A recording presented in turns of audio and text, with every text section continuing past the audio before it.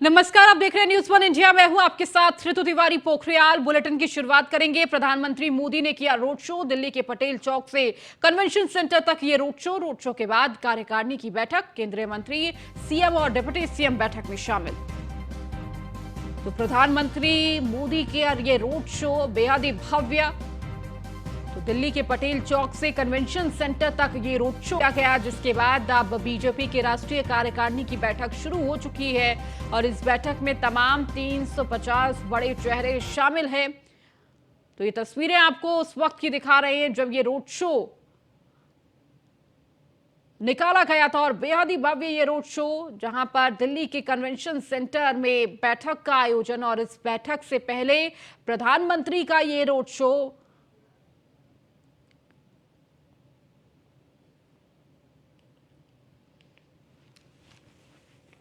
और दो तस्वीरें आपको दिखा रहे हैं जहां कन्वेंशन सेंटर में लगातार वो बड़े चेहरे पहुंच रहे थे, चाहे वो मुख्यमंत्री हो, केंद्रीय मंत्री हो, उप मुख्यमंत्री हो, गृह मंत्री। आप तमाम उन चेहरों को देख रहे हैं जो इस बैठक में शामिल हैं। और इससे पहले रोड शो का आयोजन, जहां प्रधानमंत्री रोड शो करते हुए नजर आ रहे हैं और फूलों से स्वागत के साथ ये इस रोड शो की शुरुआत हुई और इस बैठक की शुरुआत भी रोड शो से की गई, जिसके बाद प्रधानमंत्री कन्वेंशन सेंटर पहुंचे और अब बैठक की शुरुआत हो चुकी है। और इस बैठक में तमाम मुद्दों पर चर्चा की जाएगी, चाहे वो 2024 का रण हो या विधानसभा चुनाव हो, G20 सम्मेलन, केंद्र सरकार की योजनाओं को जनता तक कैसे पहुंचाना है और इसके साथ ही तमाम आर्थिक सामाजिक मुद्दों पर चर्चा की जाएगी।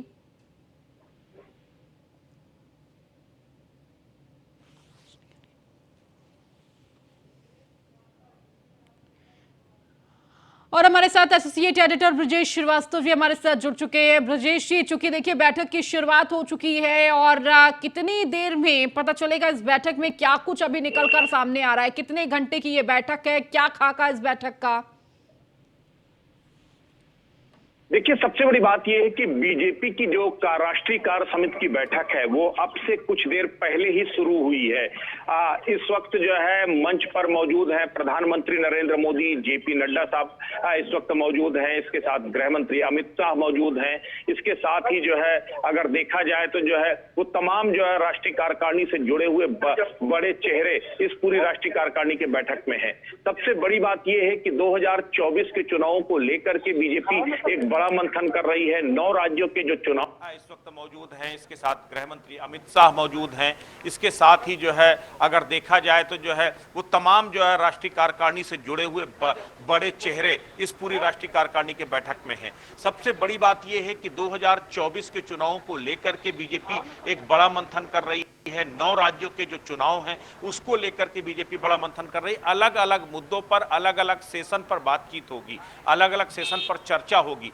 बाकायदा उसके लिए सेशन निर्धारित किए गए हैं कि किस सेशन में चर्चा किसकी होगी। सबसे अहम बात यह है कि जिस तरीके से जो है प्रधानमंत्री ने पूरा रोड शो किया, रोड शो करके रोड शो के जरिए प्रधानमंत्री ने वो माहौल तैयार किया। अचानक जो दिल्ली का सियासी पारा है वो गर्मा गया है प्रधानमंत्री के रोड के बाद जो है। तो अब सबसे अहम बात यह है कि इस पर लोकसभा से लेकर विधानसभा तक चुनाव को लेकर के चर्चाएं होंगी। विधानसभा के लिए अलग सेशन में चर्चा होगी और लोकसभा चुनाव को लेकर अलग सेशन में चर्चा होगी। तो अलग अलग मुद्दों को लेकर प्रस्ताव भी पास किए जाएंगे।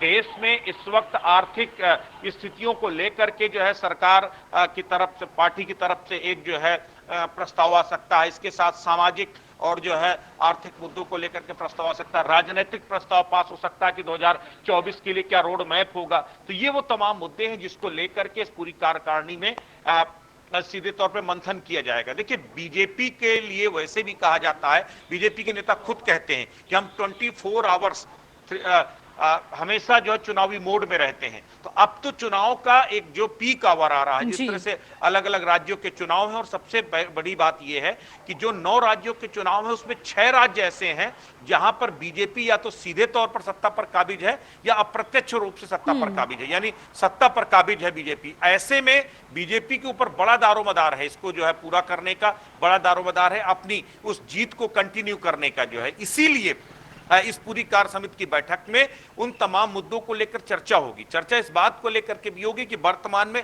जो राजनीतिक परिस्थितियां बदल रही हैं, भारत जोड़ो यात्रा के बाद जो है कहीं ना कहीं कांग्रेस मजबूत होती दिखाई दी है। खास करके दक्षिण के राज्यों में जिस तरीके से कांग्रेस ने अपनी मजबूत उपस्थिति दर्ज कराई है, वो बीजेपी के लिए एक चिंता का सबब है, एक जो है कहीं ना कहीं टेंशन बढ़ाने वाला है। तो इसको लेकर के भी किस तरीके से आगे बढ़ना है, आप चाहे वो हिंदुत्व की बात हो, भी आपने देखा होगा गृह मंत्री अमित शाह ने ऐलान कर दिया था कि 1 जनवरी 2024 से राम मंदिर दर्शनों के लिए खोल दिया जाएगा, राम मंदिर के दर्शन शुरू हो जाए। तो कहीं ना कहीं एक हिंदुत्व का एक बड़ा वोट बैंक इसके जरिए से भी बीजेपी बटोरने की कोशिश कर रही है। तो हिंदुत्व पर लाइन क्या होगी?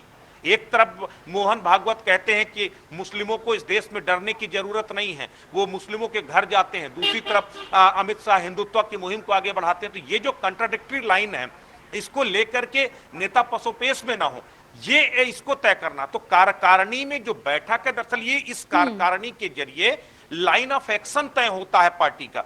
लाइन ऑफ एक्शन के साथ वो विचार करते कि हमें अब आगे बढ़ना किस पे है। मसलन आप देखिए, अगर प्रस्तावों की बात है, चर्चा की बात है, किसानों के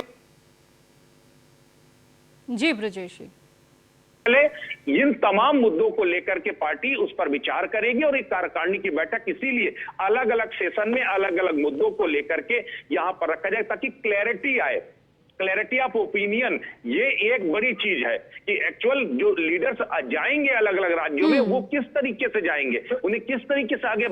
इन तमाम मुद्दों को लेकर पार्टी उस पर विचार करेगी और एक कार्यकारिणी की बैठक इसीलिए अलग अलग सेशन में अलग अलग मुद्दों को लेकर के यहां पर रखा जाए ताकि क्लैरिटी आए, क्लैरिटी ऑफ ओपिनियन। ये एक बड़ी चीज है कि एक्चुअल जो लीडर्स जाएंगे अलग अलग राज्यों में वो किस तरीके से जाएंगे, उन्हें किस तरीके से आगे बढ़ना है, इसको लेकर कल से आज तक मंथन होगा। आज जेपी नड्डा का उद्बोधन होगा और कल जो समापन भाषण है प्रधानमंत्री नरेंद्र मोदी गुरु मंत्र देंगे, वो उनको सभी कर्ताओं को, सभी नेताओं को मंत्र देंगे कि आप जाइए अपने अपने इलाके में जाकर के 24 की तैयारियां कीजिए। वो तमाम जो 9 राज्य हैं, उन 9 राज्यों के लिए एक अलग से एडिशनल टास्क है कि आपको 24 के लिए लड़ना, 24 से पहले आपको आपके राज्यों में जो चुनाव है उनके लिए लड़ना है। तो वो तमाम चीजें हैं जिसको लेकर के चर्चा होगी। बिल्कुल ब्रजेश जी, और देखिए जिस तरह से अगर हम रोड शो का जिक्र करें, रोड शो इतनी भव्यता के साथ निकाला गया, उसके बाद अब ये बैठक, सारी राजनीतिक गलियारों में इस बैठक की चर्चा है। कहीं ना कहीं विपक्ष में एक खलबली भी देखने को मिल रही होगी। 20 सेकंड है।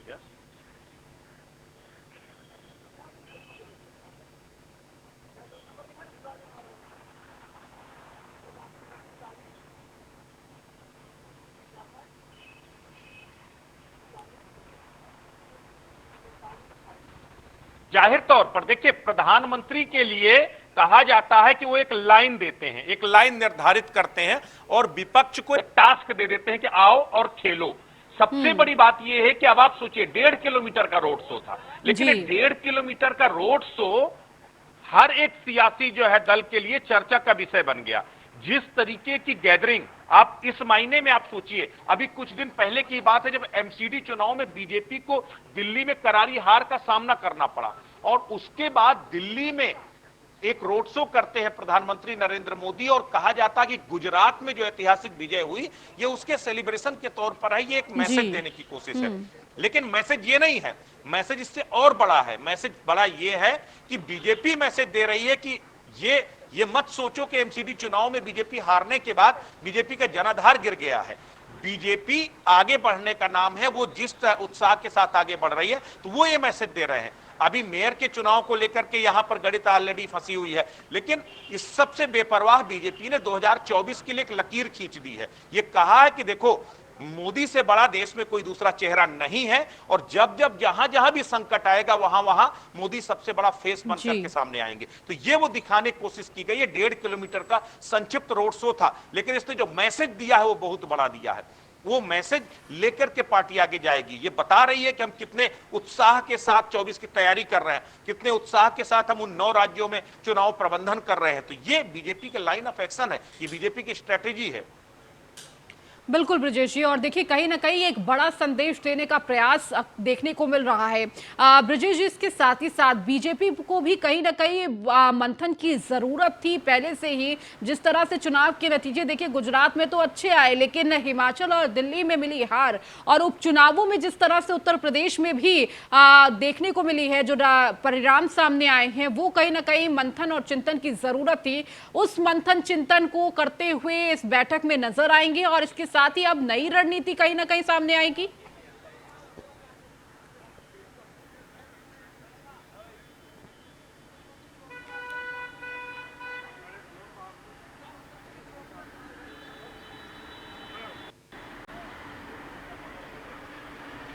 दो सीटों वाली पार्टी कैसे देश की सियासत में आज अपराजेय नजर आ रही है। तीसरी बार प्रधानमंत्री नरेंद्र मोदी सत्ता के लिए जो है एक तरह से सबसे अपर हैंड पर नजर आ रहे हैं। के साथ आगे बढ़ती है। ये बीजेपी की अपनी लाइन है। आप याद कीजिए, बीजेपी एक वक्त था जब बीजेपी का नाम लेवा नहीं था कोई। दो सीटों वाली पार्टी कैसे देश की सियासत में आज अपराजेय नजर आ रही है। तीसरी बार प्रधानमंत्री नरेंद्र मोदी सत्ता के लिए जो है एक तरह से सबसे अपर हैंड पर नजर आ रहे हैं। तो ये बीजेपी की हार और गलतियों से सीखने की अपनी परंपरा है। हिमाचल में बीजेपी को हार मिली, हिमाचल से बहुत कुछ सबक सीखा है बीजेपी ने। एमसीडी चुनाव में दिल्ली के अंदर बीजेपी को हार मिली, अब उसको लेकर आत्मंथन किया जा रहा है। तो ये जो कार्य समिति की बैठक है, ये केवल लाइन ऑफ एक्शन के लिए नहीं, केवल स्ट्रेटेजी के लिए नहीं है, बल्कि आत्मंथन के लिए भी कि हमारी गलतियां कहां हुई, हमने गलतियां कहां पर की हैं, उसे कैसे हम लोग जो है उन गलतियों से पार पाएंगे, उसे कैसे आगे बढ़ेंगे। ये बीजेपी की अपनी जो है रवायत रही है, बीजेपी की परंपरा रही है, और बीजेपी उसी तरह आगे बढ़ती नजर आएगी। लेकिन एक खास बात और भी है कि जब आपको हार मिलती है तो चेहरे पर हताशा नजर आती है, लेकिन दरअसल बीजेपी का मिजाज और तासीर दूसरी है।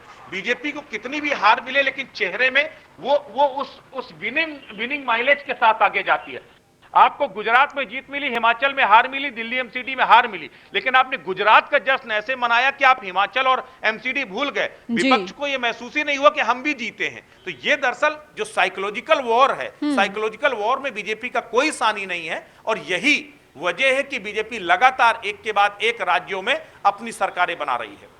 बिल्कुल ब्रजेश जी, और कहीं ना कहीं ये संदेश अक्सर देखने को मिलता है जब भी बीजेपी अपने मूड में आती है। कहीं ना कहीं देखिए चुनाव से पहले ही जो बोलते हैं ना, जमीन जीत लेना या दुश्मन के खेमे में खलबली मचा देना, वो कहीं ना कहीं नजर आ रहा है। बहुत शुक्रिया ब्रजेश जी हमारे साथ जुड़ने के लिए, तमाम जानकारी साझा करने के लिए।